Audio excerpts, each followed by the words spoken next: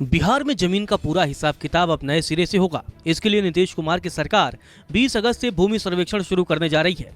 यह सर्वेक्षण राज्य के 45,000 से अधिक गांवों में होगा। इस सर्वेक्षण में जमीन पर बने मकानों और दूसरी चीजों की भी जानकारी देनी होगी। सरकार ने इसके लिए पूरी तैयारी कर ली है। बताया जा रहा है कि सरकार ने 177 तरह की चीजों की लिस्ट बनाई है, जिससे जमीन की पूरी जानकारी मिलेगी। इस सर्वेक्षण से पता चलेगा कि जमीन सरकारी है या प्राइवेट, खेती योग्य है या बंजर। हालांकि अब लोगों के मन में यह सवाल पैदा हो रहा है कि सर्वे में किन किन दस्तावेजों की जरूरत पड़ेगी।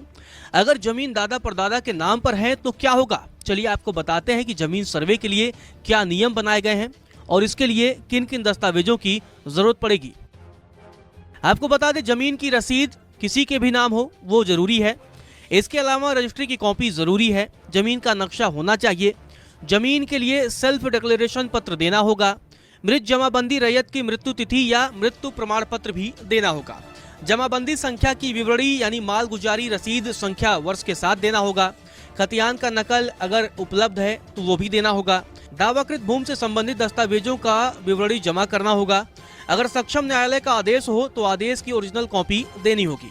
अगर आप सही वारिस हैं, आपके नाम पर ही जमीन होनी चाहिए, उसके लिए आपको प्रमाण पत्र देना होगा। आवेदनकर्ता के आधार कार्ड की फोटोकॉपी जरूरी है। आवेदनकर्ता के वोटर आईडी की कॉपी भी जरूरी है। आपको बता दें, जमीन की रसीद, रजिस्ट्री, नक्शा और डिक्लेरेशन पत्र का सैंपल जैसे डॉक्यूमेंट्स ऑनलाइन भी निकाले जा सकते हैं।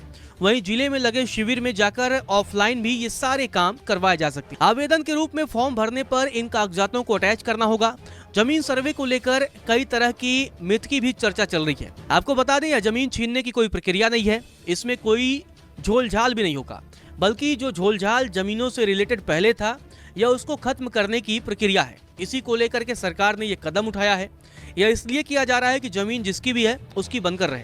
इसका उद्देश्य है कि जमीन सही व्यक्ति के पास चली जाए। इसके साथ ही जमीन विवाद के सारे मसले भी खत्म